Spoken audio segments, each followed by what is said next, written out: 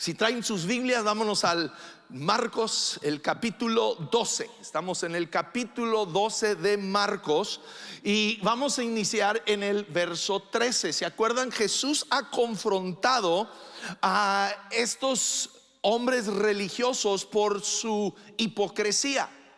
Los ha confrontado porque quieren presentar una imagen de ser muy religiosos, pero en la verdad es que son unos ladrones, están robando a la gente, están haciendo imposible para la gente llegar y acercarse a Dios. Entonces ellos están enojados con Jesús, lo quieren matar, están viendo cómo lo pueden matar. Entonces dice verso 13: después los ancianos enviaron a algunos fariseos y partidarios de Herodes para hacer que Jesús cayera en la trampa de decir algo por lo cual pudiera ser arrestado. ¿Ves? Ellos no están buscando conocer de Dios, ellos no quieren conocer la verdad, ellos quieren ver cómo atrapamos a Jesús para poder arrestarlo y finalmente matarlo. Entonces le dicen, fíjense las palabras, fíjense qué bueno. Cuando alguien viene barbeándote, maestro, dijeron, sabemos lo honesto que eres. Eres imparcial, no tienes favoritismo, enseñas con verdad el camino de Dios. Ahora dinos, ¿es correcto que paguemos impuestos al César o no? ¿Debemos o no pagarlos? Súper hipócritas, ¿verdad? Ahora, ellos piensan que han puesto a Jesús en una encrucijada. Si él dice que no deben de pagar impuestos al gobierno romano, lo van a acusar con los romanos de ser un alborotador, ser un revolucionario. Y si él dice que sí se debe de pagar impuestos a Roma, lo van a acusar de ser un idólatra, de estar dando dinero a un gobierno corrupto, idólatra. Entonces ellos piensan, lo tenemos atrapado. Pero Jesús dice, se dio cuenta de su hipocresía. Es que Jesús no es tonto, tú y yo no lo engañamos. Cuando tú y yo venimos con palabras muy bonitas y le decimos, ay Dios, Padre Santo, esto y lo otro, ¿verdad? De nuestras oraciones, Dios no se apantalla por nuestras palabras, Él ve nuestro corazón. Él ve el corazón de cada uno de nosotros. Isaías 29:13 nos dice, el Señor dice, este pueblo se acerca a mí con sus bocas y con sus labios me honran, pero su corazón está lejos de mí. Que tú y yo no seamos esas personas, que tú y yo no seamos personas que venimos y sabemos cómo hablar palabras religiosas, ya sabemos cómo actuar como personas religiosas, pero nuestro corazón está lejos de Dios. Esa era la condición de estos hombres. Entonces Jesús les dice, ¿por qué intentan atraparme? Les dice, muestren una moneda romana y les diré. Y cuando se la dieron, les preguntó, ¿a quién pertenece la imagen y el título grabado en la moneda? Las monedas en ese tiempo traían la cara del César, la imagen del César en cada moneda. Entonces les dijo Jesús, den al César lo que pertenece al César y den a Dios lo que pertenece a Dios. Y Jesús les cayó la boca, no sabían qué decir, porque les contestó. Ahora, y nos está diciendo a ti y a mí, tú y yo debemos de ser buenos ciudadanos. Debemos de honrar las leyes de nuestro país. Debemos de honrarlos, debemos de votar. Debemos de participar en nuestra democracia. Debemos de hacer lo que el gobierno nos pide. Pero a la misma vez le debemos a Dios nuestra vida. Al gobierno le debo mis impuestos, le debo, ¿verdad? Una lealtad, pero le debo mi vida a Dios. Mi vida le pertenece a Dios. Y el gobierno, escúchame, el gobierno podrá establecer leyes que observamos, pero el gobierno no puede dictar nuestra moralidad. Nuestra moralidad, escúchame, viene de Dios. El gobierno puede dictar leyes que dice que está bien, ¿verdad? La pornografía. Puede dictar leyes que dicen que está bien el matrimonio entre dos hombres o dos mujeres. Pueden decir muchas cosas, pero tú y yo sabemos que eso es pecado y nosotros no vamos a doblegarnos a lo que el gobierno dice. Tenemos una ley que es superior en todo lo que podemos. Sin violar nuestra conciencia, obedeceremos a la ley. Pero cuando la ley quiere violar nuestra conciencia, tú y yo le decimos: hay límites. Hay límites. Es Dios antes que el gobierno. ¿Sí? Ahora, después se acercaron a Jesús algunos saduceos. Aquí vienen otros. Dijeron: a este les tapó la boca, pero a nosotros no la van a tapar, ¿verdad? Y estos eran unos líderes religiosos que dicen que no hay resurrección después de la muerte. Y le plantearon la siguiente pregunta. Estos eran muy cerebrales, ¿okay? Muy cerebrales. Ellos no creían en espíritus, en demonios, en ángeles. No creían en la resurrección. Y entonces le preguntan: maestro, Moisés nos dio en la ley que dice que si un hombre muere y deja una esposa sin hijos, su hermano debe casarse con la viuda y darle un hijo para que el nombre del hombre continúe. Ahora, era algo establecido por Dios, porque en esos tiempos no existían, escúchame, todos los sistemas de seguro social y de cuidado de las personas que hoy en día tenemos. Entonces, en ese tiempo, cuando una mujer se quedaba viuda, normalmente el hijo mayor era el que entonces se ponía a trabajar y suplía para la familia. Y porque las mujeres en ese tiempo trabajaban en la casa, ¿verdad? Pero no trabajaban afuera, no podían ser doctoras, enfermeras, ¿verdad? Educadoras, etcétera. Ellas vivían en la casa. Entonces era el hombre que salía a trabajar. Entonces, si su marido moría, su hijo mayor era que él tomaba el negocio y seguía trabajando, y así no se moría de hambre la mujer. Entonces, cuando se moría un hombre sin dejar hijos, el hermano de ese hombre tenía que tomar a la mujer como esposa para que tuviera hijos, para que en su vejez la cuidara. Entonces aquí le presentan esta situación. Hay este hombre, esta mujer, perdón, y estos 7 hermanos, 7, ¿ok? 7. Y el primero se casa con la mujer y muere sin dejar hijos. El segundo se casa con ella y se muere sin dejar hijos. El tercero, el cuarto, el quinto, el sexto y el séptimo, todos los 7 se mueren sin dejar hijos. Esa mujer estaba salada, okay. Entonces los 7 se mueren. Entonces aquí están pensando: te tenemos atrapado, Jesús. Te tenemos atrapado porque o niegas la resurrección o dices que es la mujer de los 7 hombres. Y eso es una vileza, eso es un pecado. No puede ser.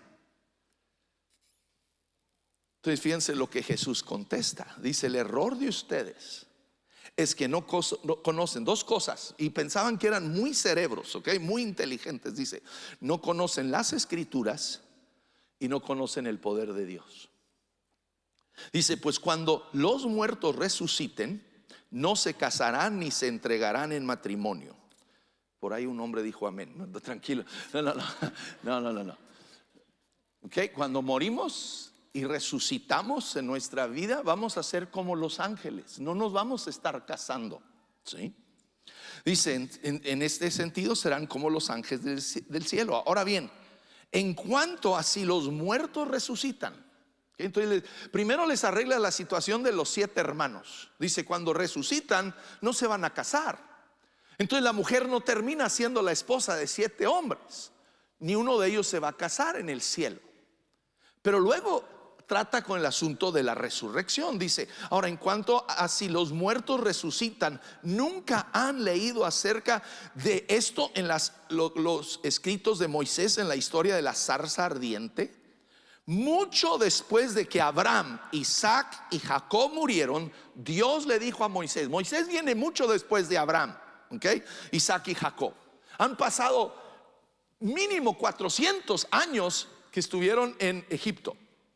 Entonces estos hombres han muerto cientos de años antes.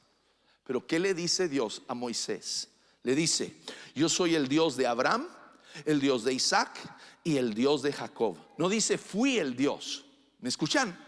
Es importante ver lo que Dios habla, porque Dios es exacto en su hablar con nosotros, su comunicación. Él no dice yo fui el Dios de Abraham.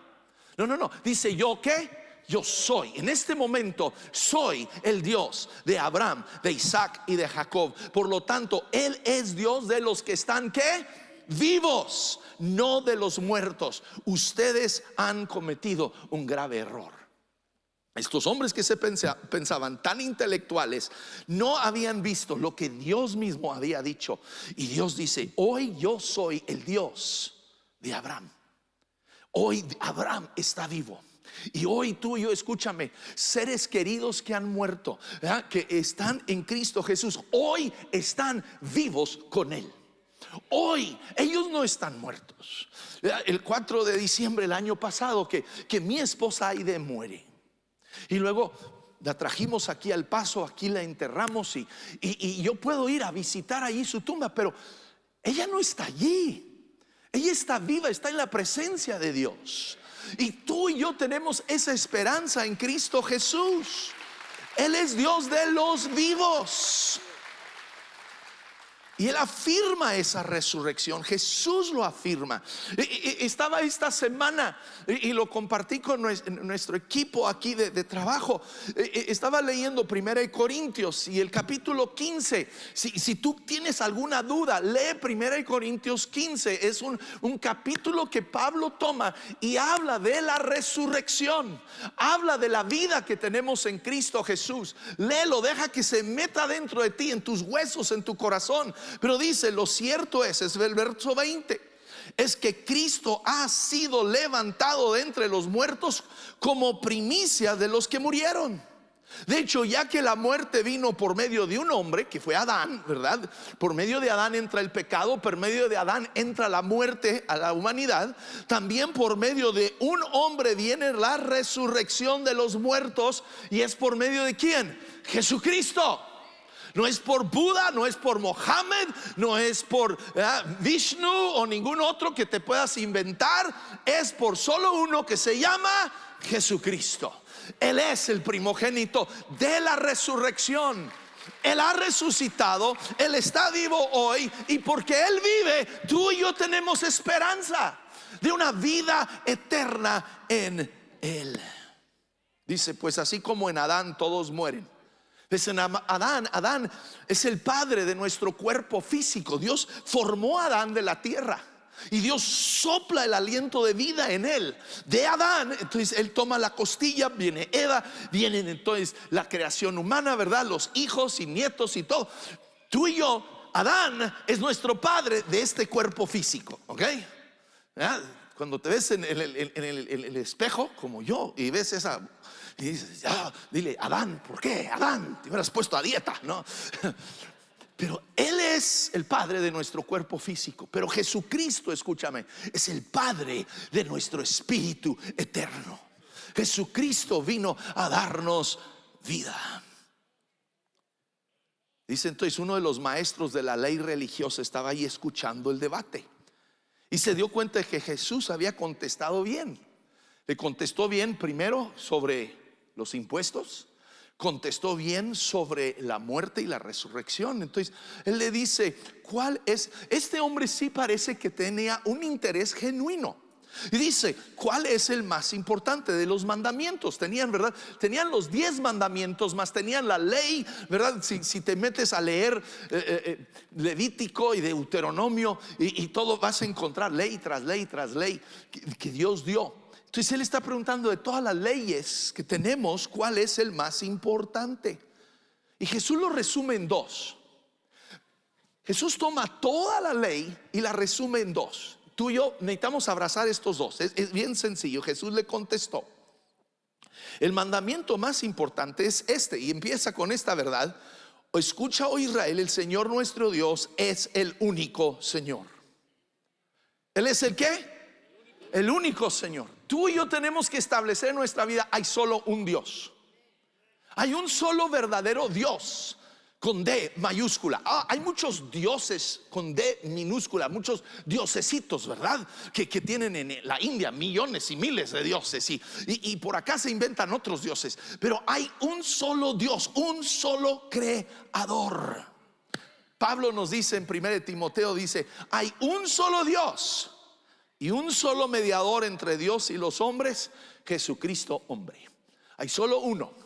No hay dos, no hay tres, no hay cuatro, no puedo buscar por ahí. No es que todos los caminos llevan al cielo. No, Jesús dijo: yo soy el camino, la verdad y la vida. Hay solo un camino. Hay solo un camino. Y no es nuestra religión, y no es el ser buena gente, y no es cumplir con la ley. Hay solo uno, se llama Jesucristo. ¿Sí?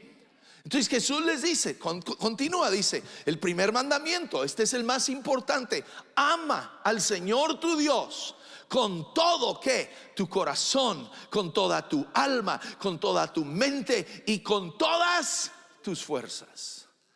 Tú y yo tenemos que amar. La ley se resume en uno: tener un amor apasionado por Dios.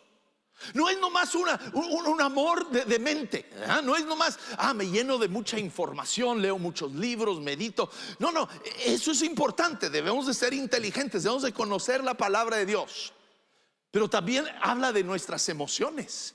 Yo tengo que aprender, y algunos son muy emocionales y nunca usan la cabeza. Otros solo usan la cabeza y nunca usan las emociones. Yo tengo que amar a Dios con todo, con mi mente, con mis emociones, con mi cuerpo, todo mi ser. Tú y yo tenemos que enamorarnos de Jesús, enamorarnos de Él y expresar nuestro amor a Dios. El amor se tiene que expresar. Tuve una maestra de inglés en high school, en prepa. Ya existía en mis tiempos, ¿ok? Ya existía. Ya habían inventado el alfabeto. Y esta mujer era una mujer amargada. Y nosotros, pobres, los alumnos, la llevábamos. Pero la culpa la tenía el marido. Sí, porque ella nos platicó, dice, yo siempre le preguntaba: marido, ¿me amas? Y él: sí, te amo. Marido, ¿me amas? Sí, yo te amo. Hasta que un día este hombre tan bruto le dijo: mira, el día que me casé contigo estaba enamorado. El día que cambie de opinión te aviso. Ya deja de preguntarme si te amo. No, pues con razón estaba amargada. Tú y yo con Dios tenemos que expresarlo. Tú y yo tenemos que aprender a decirle a diario: Dios, te amo. Te amo. Igual a tu esposa, díselo, por favor. Tienes una mujer amargada, la culpa la tienes tú, ¿ok? Porque no le has dicho que la amas. Díselo todos los días, en la mañana, en la tarde, en la noche. Díselo. Necesita escucharlo. Díselo a tus hijos, díselo a la gente a tu alrededor. Y a Dios tenemos que expresar nuestro amor. Ahora dice el segundo mandamiento, porque te digo, Jesús lo resume en dos. Uno es amar a Dios con todo. Ese es el primordial, es el más importante. Pero ese nos lleva al segundo. Dice, el segundo es igualmente importante: ama a tu prójimo como a ti mismo. Ningún otro mandamiento es más importante que estos. ¿Ves? El amor por Dios nos debe llevar a amar a los demás. Pero los dos van ligados.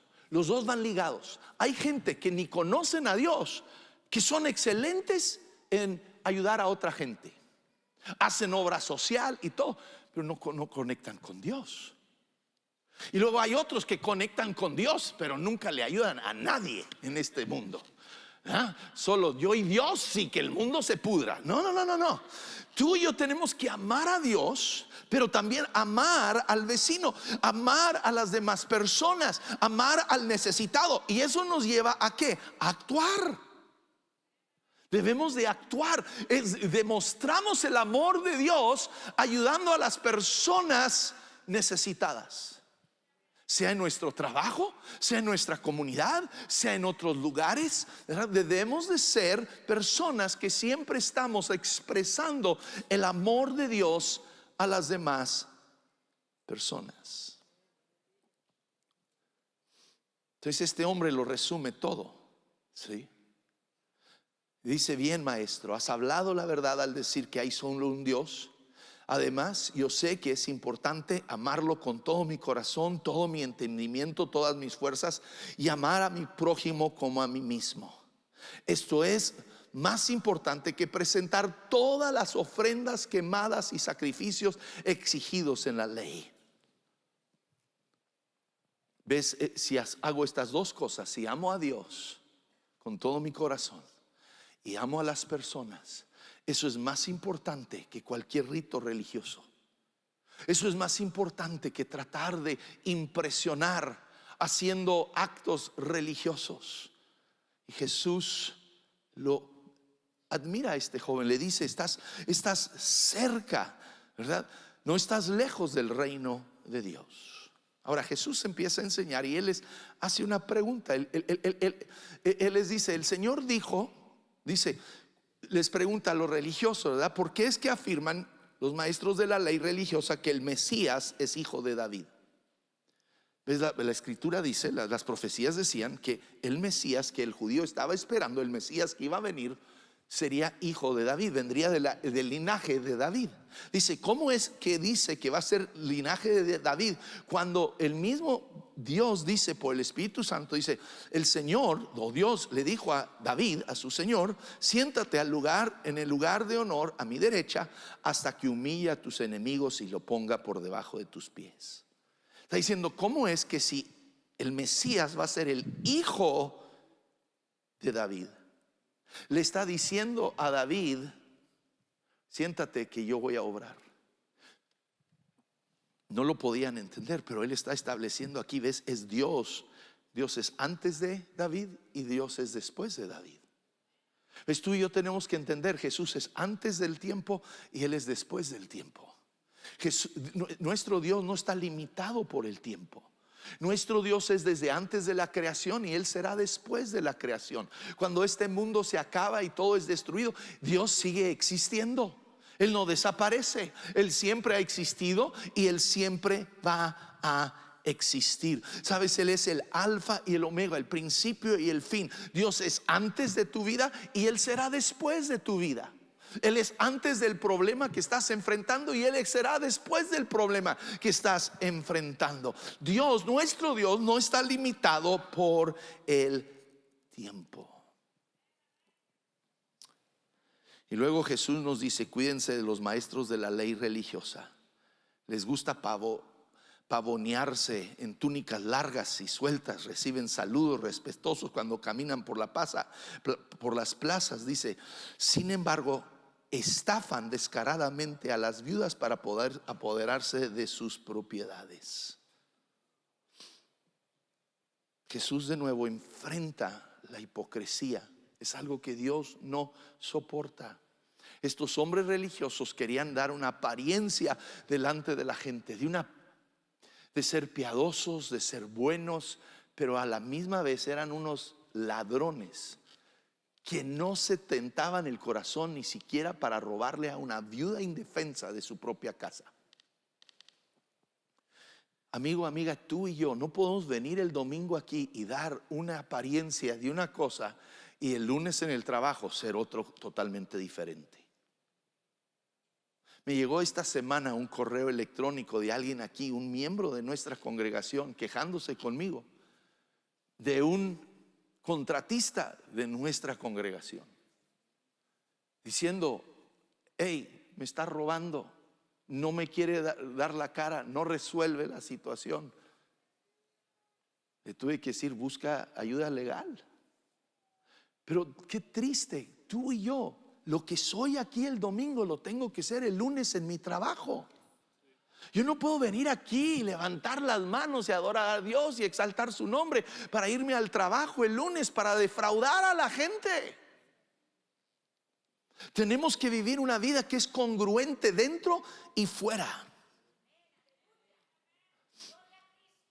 Ahora el verso 41, Jesús dice: se sentó cerca de la caja de las ofrendas del templo y observó mientras la gente depositaba su dinero. ¿Ves? Jesús se fija en lo que tú y yo damos. Ahora, no porque Él esté necesitado de dinero. Dios es dueño de todo el oro y la plata. Él es dueño de todo el ganado que hay sobre la faz de la tierra. Él es dueño de todo. Él no está necesitado de nuestro dinero, pero Él quiere ver dónde está nuestro corazón. Porque Jesús mismo nos dice en Lucas, ¿verdad? 12:34, donde tengan su tesoro, ahí está su corazón.